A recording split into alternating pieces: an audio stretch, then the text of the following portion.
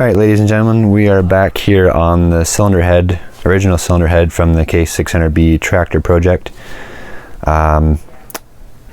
We need to get some different used parts because unfortunately I was only able to get 3 new exhaust guides, valve guides, from my part supplier. I have 4 new intake valve guides, but I was only able to get 3 exhausts, so I picked up a parts engine last summer or the year before, and so the video preceding this one is me taking the cylinder head off and all of the valve springs and valves out of the head.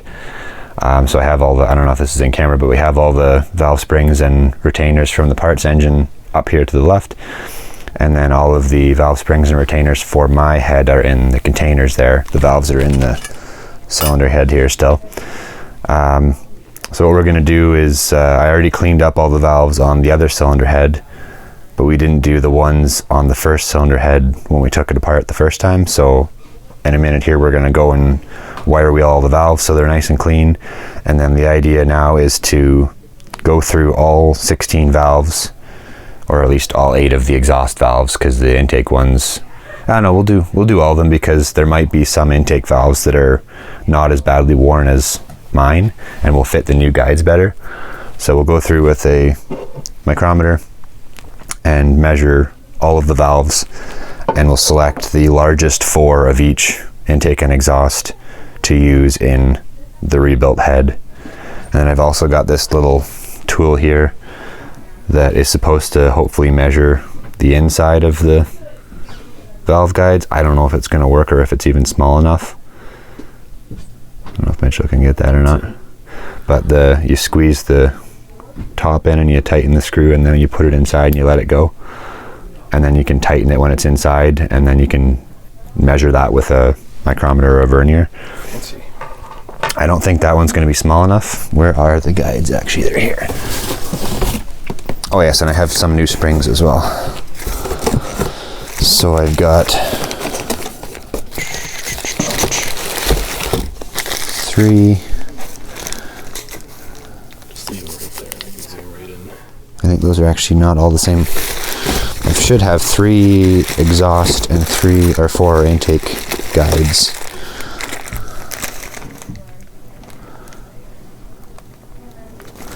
So some of them have a step in them and some of them don't. So is this one, okay, so these 4 are the intake ones with no step. These 3 are the exhaust ones with a step in them. I guess you can show where the step is. So that's the bottom of the machine part. This part goes in the head, and then there's a step here, and then of course tapered on the end to help with installation. And they would go in, it's on the other side of the head, but they would go in like this. We'll flip the head up a little later on. But yeah, the idea being that sure, these guides are new, but the valves are not new, so they're still not going to fit exactly the tolerance they're supposed to, just because the valves are worn out. But we want to get the largest valves that we have available to have as little valve like stem side lash as we can, just to help the engine be as strong as possible. And then I've got 4 new, I believe these are intake springs. Couldn't get exhaust springs, but I was going to use intake springs on the exhaust valves. Sure, they're a little bit, I think they're a little bit taller in the relaxed state, but they're the same diameter, they'll work just fine. So I think we'll probably put those on the exhaust, because the exhaust is the weak side of the valve train based on everything I found. The parts engine I took apart has 3 broken exhaust springs as well. So we'll put the new intake springs on the exhaust side of the rebuilt head to have as much life out of it as possible. And then yeah, so the other part of, I don't remember what we touched on before, but the other part of this head rebuild is not only the broken springs, which somewhere in here I've got several where the spring was broken when I took the head apart. So, and this one actually I don't know if you can see the grooves in the light, that was actually rubbing in a bad place with the washer or the other piece of the spring when it was running for a while. So obviously we have to replace the broken springs, but then also the retainer washers for the tops of the springs. Is this one a good example? Yeah, this is an exhaust. This is one of the exhaust valve retainer washers, and this is what they call a valve rotator. So this is a 2-part washer, and I think it's oil pressure, maybe it's not oil pressure actuated, but in some manner, and somebody can tell us in the comments if they know how these work for sure. The two pieces rotate differently, so the part that actually contacts the valve will move separate from the spring, so that the exhaust valves are slowly rotated as the engine runs so that they wear evenly. But this cone is supposed to be on here, and the valve comes up through there, and then the keepers go on this side of the cone. But the cone was broken right off when we took my engine apart. So obviously not the way it's supposed to be functioning. So we're going to take some of the parts engine ones I have here, which every single one of the exhaust rotators for the parts engine are in great shape, or appear to be, which is great. So we'll put those ones on mine, and yeah, then we should have a much stronger engine. It's still not going to be perfect, because if anyone recalls from previous videos, the cylinders are like, I think it was like 27 thousandths of an inch oversize, and we were only able to get 10 thousandths of an inch by knurling the pistons. So there's still going to be a lot of piston slap. It's going to be better than it was, but it's still going to be a lot of play in there. And the rings, of course, are for stock cylinder size, so they're only going to stretch so much. But in any case, it's going to be a heck of a lot stronger than it was before, and we'll actually have all 4 cylinders running all the time, whereas before number 2 rarely ran because of the broken springs. So yeah, the valves in the parts engine head I wire wheeled last time I was working just off camera. I just cleaned them up, but this time we'll take the valves from my original head here, and we'll go outside and get them all cleaned up, and then we can go through all of them and measure them. And actually, one thing I can do while we're here is just try and see if that T-tool that I have will even fit in a valve guide. If it will, then we can figure out, because we have to come up with one exhaust guide from the old cylinder heads that we can use for the rebuild, because I don't have enough, of course. So let's see. I think it might actually fit. Yeah, okay. So you need like 16 hands for this, but as is usually the case. Yeah. So you put it in there, open the valve, or release the lock screw so that the tabs will go out, and then tighten them, and then you can pull it out, and then you measure that dimension. I don't know if it's really worth us doing that. It's going to be a lot of time and not necessarily a ton of precision to try and, figure out which guide is actually the best to use as a used one. So I think what we might do, because we'll go through and measure all of the valve stems with the micrometer, and I think we'll pick the biggest exhaust valve, the one that's least worn, and then we'll take it and we'll go through all of the worn out exhaust guides and see which one seems to wiggle the least, and then we can maybe do a little bit of measuring at that point just to confirm. But it's not the end of the world. The exhaust guides aren't a big deal. The intake valve stems have a seal on them, which are actually in here. I think it's supposed to be an oil seal. So just a little tiny neoprene seal that goes in the, if I can get a valve here, probably not going to stay there. Goes in, if I can get an intake valve here. That's not an intake valve.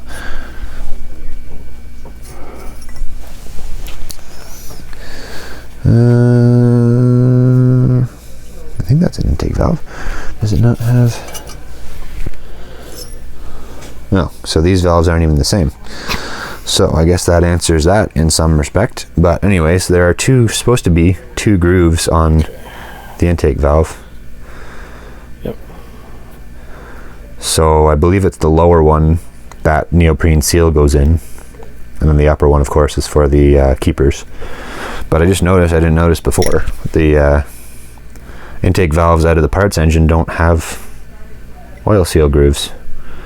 So I guess we can't use any of those. Not that I think all my intake valves are good, and I don't know if the camera can pick it up, but the valves out of this parts engine have a lot of pitting in the valve seat.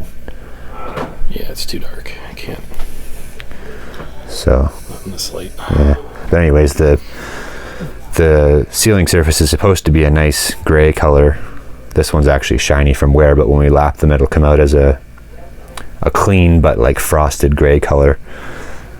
To say that there's a seal all the way around, and of course for the first little while as the engine's running, it's going to continue to actually seal up. It might not run perfectly initially, so we can't even use these intake guide or valves. Not that I think we would be able to anyways, because they're so pitted.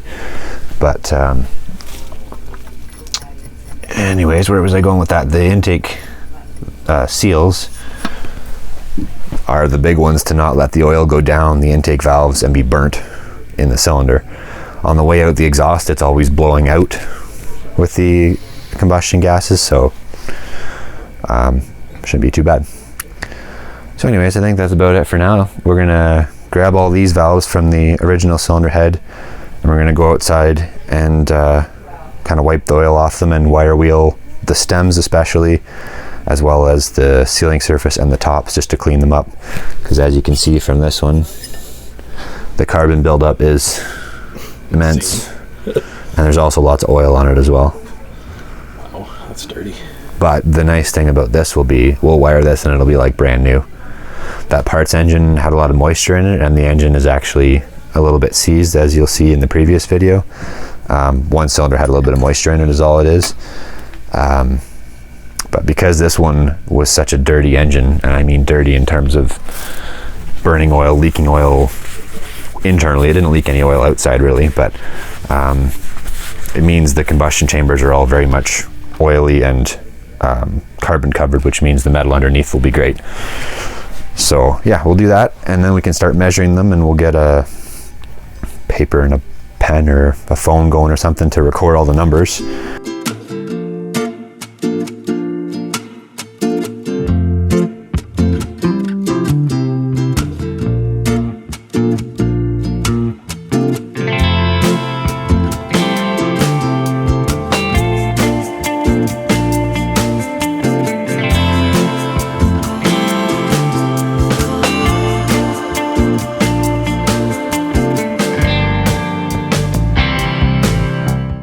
Alright, so we're back now. We've got all the valves from the parts engine all cleaned up. We did clean all of them, and I was going to measure all of them, but I don't think there's any point in us measuring the intake valves from the parts engine because they don't have the sealing groove for the intake valve seal. So we're just going to go through and measure the other 12 of them. Head and tail, meaning at the top of where the guide would run and at the bottom of where the guide would run. And just do probably just one place just for time, and then Mitchell's going to write down all the numbers that we've got so that we can then look later and go, these are the biggest ones down to the smallest ones, and we'll use them in that order as long as the sealing surfaces are good. So you got I1 there first is what you want? I1 head. I1, which is this one, I think. Yeah. Sure you're...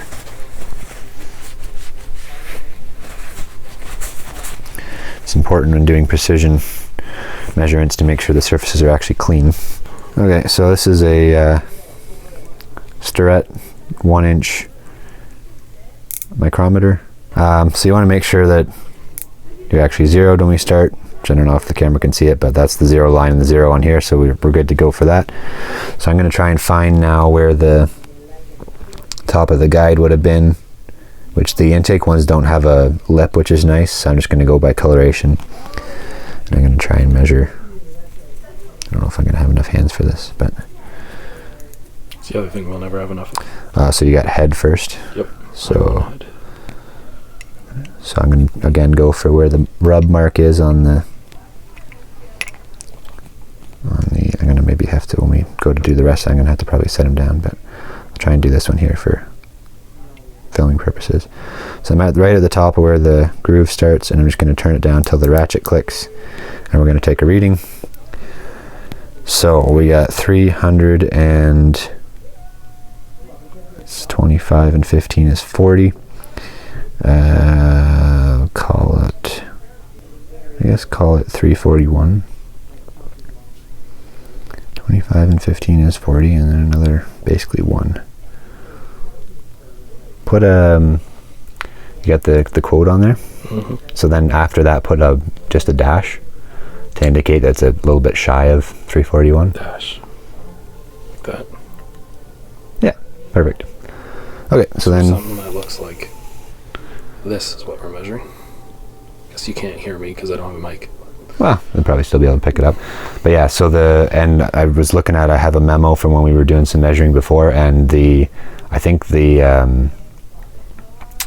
actual manual specification for the intake valves is 341. So that indicates that there's basically no wear on the intake valve, which is incredible. The exhaust obviously will be much worse. So let's do the tail end of the intake now.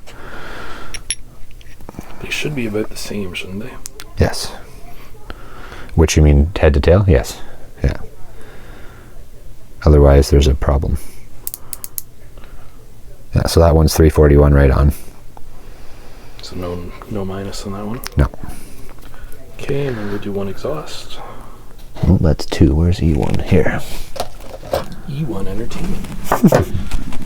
Entertainment 1? They did go by E1 Entertainment for a while. Entertainment 1 Entertainment. Yeah. You know how it is. Okay, E1 head. Again, I'm going to try and see where the guide would have stopped. Okay, so I will try to see what I can get here for a number.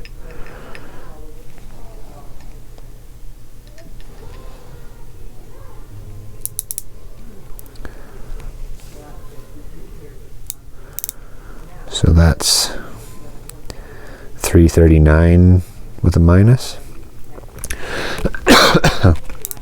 I thought when I was looking in the manual before that the exhaust guide or valves were a different diameter, but maybe they're not.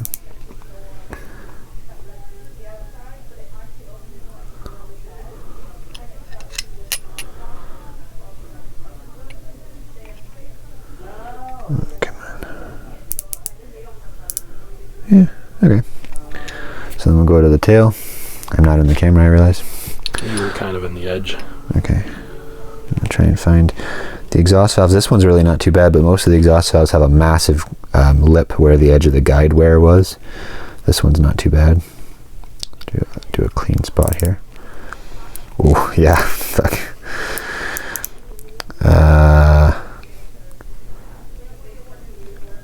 325, 35, 336 plus. So right there, that's a pretty big difference. like 3 or 4 thou smaller, which you might think, well, that's not very much, but it is when we're talking about guide play.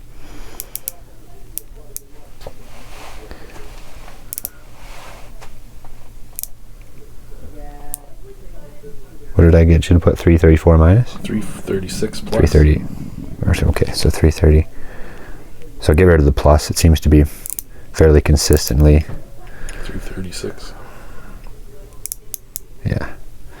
Okay. That one had 3 thou of wear. From one end to the other. Now, and I did check a few different spots here because it's really hard to tell. There's the good chrome, and then there's a pitted spot, and there's another higher spot, and it's all still within a half a thou. So those we have to have for all of the valves that we have, and then as well as that, we then have to go through and measure all of the guides that we have, the used ones, all the exhaust ones, because we don't care about the intake, we've got new. And then we just go through and match up the biggest exhaust valve with the smallest exhaust guide, and that's the one we use for the missing exhaust. So we're going to buzz through and check all the rest of the 12 valves, and then later on we'll go through and we'll check all the guides as well. At least we only have to do 8 of them. And we'll do the same thing. We'll show the first one and we'll buzz through the rest of them. And then we can have a little discussion about which one we're going to use, and then we can actually start trying to change some guides. So that's the plan. So let's get on with it.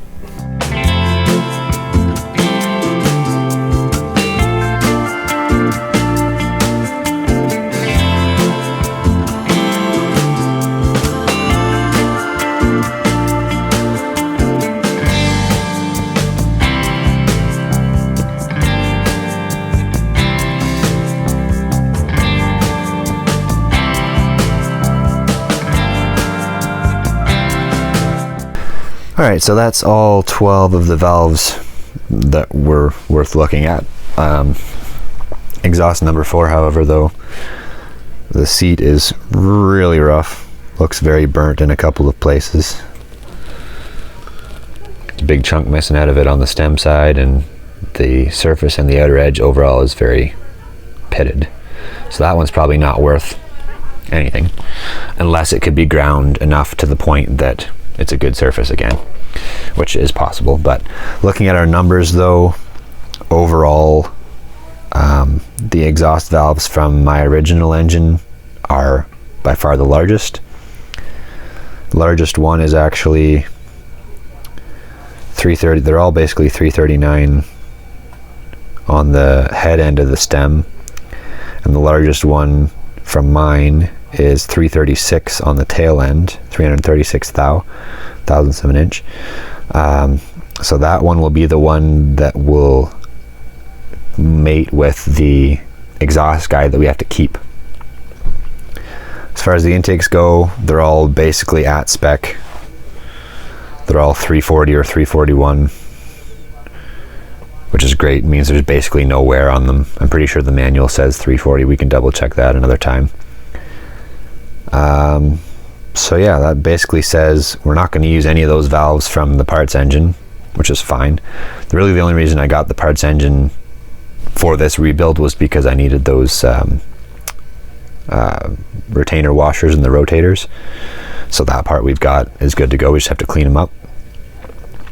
So when we come back, we will go through and measure all 8 exhaust guides and figure out which one of the 8 is the smallest inner diameter, and we'll mate that with the largest exhaust valve stem that we have, and that'll be the one that we don't change. And then after that we can start changing all the rest of the valve guides. Okay, so let's start by just measuring. We'll measure the new guides, intake and exhaust, and see what we're starting with here. Are we doing like I1, E1, I2, E2? No, because there's only 2. Like, all the guides will be the same. So we're only measuring one each? We'll just measure one of each of the new ones. Okay. So that we can then pick, again, the largest intake valve and largest exhaust valve that matches with the new guides. Okay. So am I in frame here? Yep. Okay. Hopefully we can see what we're doing here. So there's a set of these little guys to measure the inside of precision dimensions, diameters. So this is the littlest one, so you squeeze it and you tighten the little screw, and then we can put it inside here, and then you loosen the screw, and then you just wiggle it around till it seems like it's centered, and just snug it up, and then we can take it out, and then we can use the micrometer here to measure what the inside diameter of this is. Again, probably don't have enough hands, but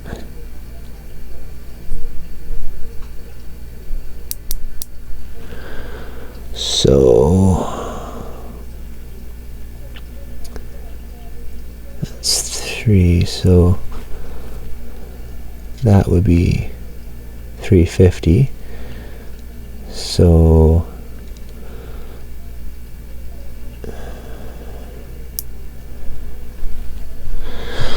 you know, math. So 350 minus 4. So 346.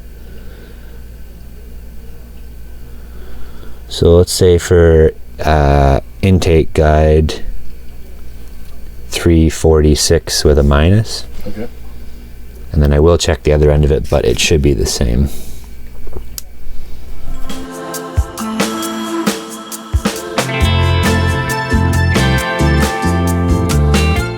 So with whatever amount of error, the other end is what's 344 minus. So Okay.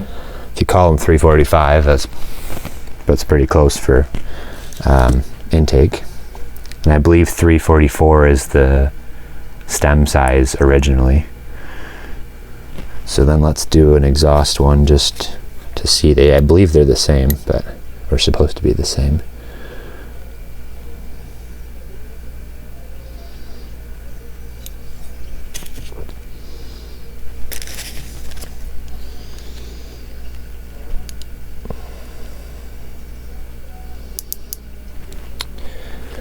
So that one's like 340, 5, 6, 7. Make sure I'm actually getting it straight here. 342. And then we'll double check the other end of it.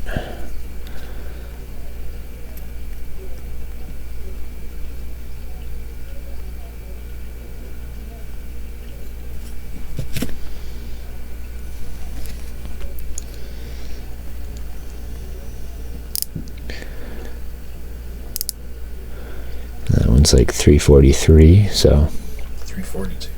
yeah. Plus. Yeah, I call it 342 plus for the average.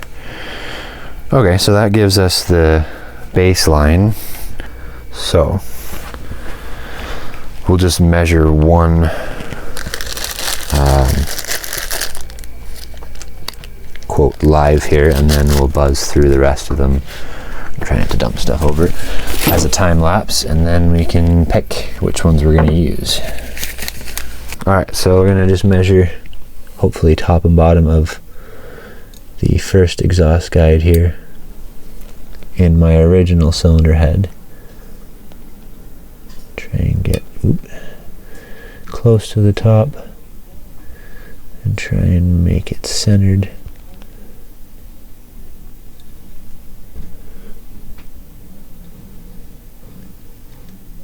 It's pretty close.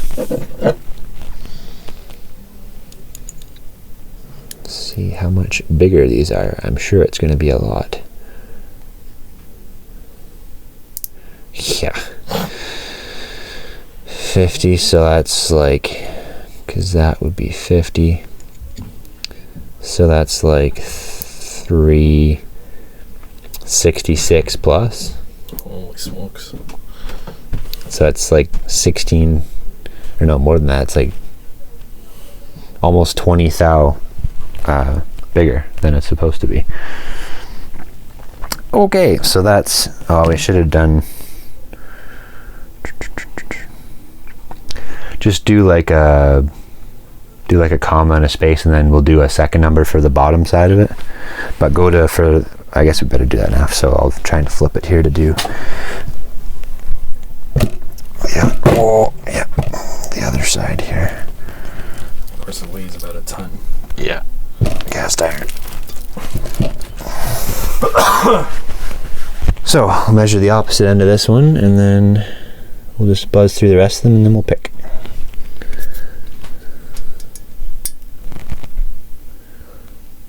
Try and get close to the end, but not at the end, because it'll be different. Check this.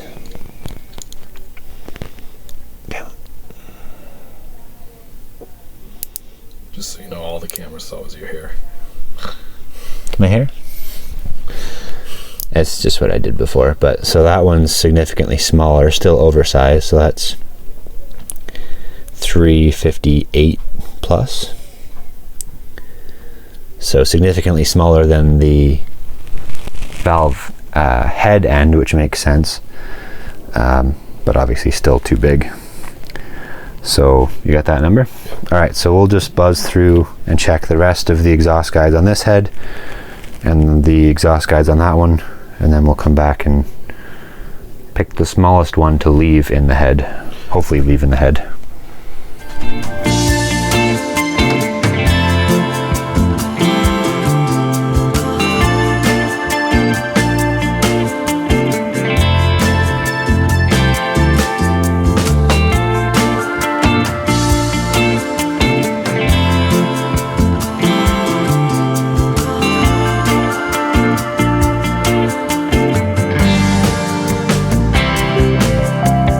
Okay, so we just took a quick look at the parts, engine, cylinder head, and all of the valve guides are rusty and shaly on the inside, so I don't think there's any point in us even measuring them. We didn't bother, because as soon as you put it together and run the engine for a few minutes, they're going to clean out and get bigger anyway, so we're not even going to consider those. I guess we'll go through this now while we're here. So we decided that from the original cylinder head, I believe it was exhaust one. Was it exhaust one on the guide? Or was it, because I thought it was, oh, sorry, exhaust valve one, yes. And then what was the guide number? Smallest. E4? Yeah. 359, 3, oh no, 3. No, E3, yeah, so 3. Okay, so from the numbers for the exhaust guides, exhaust number 3, which is this one, has overall the smallest inside diameter at 360 thou on the top, or no, on the top end, and then 359 and a little bit on the bottom end here. So it's the smallest one. And then exhaust valve 1 from the original set here at 339, a little bit shy on the top end, and 336 thou on the bottom end. So we'll mate exhaust valve 1 with exhaust guide 3 in this head. So all the other 7 guides will press out and put new guides in, and then we can get ready to lap the valves and mate the valves, because we're going to switch them around a bit, mate the valves to the valve seats, and then we can put the new springs and the hardware on. I've got 4 intake springs that we will use for the exhaust, because the exhaust ones are the ones that always seem to break. So we'll do that, and the best of the intake springs, and then our new used rotators and whatnot. And then other than just checking, we should check at some point we'll check the trueness of the bottom surface of the cylinder head here to make sure that it's not badly warped for whatever reason, because otherwise a new head gasket isn't going to help us. Looking at the spaces between the cylinders, the head gasket was perfect. There's no signs of burn through. At least on these tractors there's a good 1/2 inch of steel between the 2 gasket sealing rings. Some engines that have a tinier web in the middle, then the gasket gets blown out and it burns the head there. So that part looks good. We'll just take the sanding block and just scuff the whole surface, make sure there's no high or low spots, or low spots we can't do anything about, but no high spots. And then we'll just put a straight edge on it, make sure it's not badly warped, and then we'll be ready to then dig out the tractor again and get the bottom end together with our pistons that are knurled and new rings, and put it all back together and hopefully make some noise. So yeah, we're gonna call that this part. I don't remember what part of the series we're on now, but episode 9. So we'll end episode 9 here. Don't forget to like and subscribe. Leave a comment if you have a question or a future either thing you want to see with this tractor or a future project you'd like us to tackle at some point. And we'll catch you on the next episode here, where we carry on with valve guides and finishing up the head, and then hopefully get back to putting the tractor back together. Till next time, peace.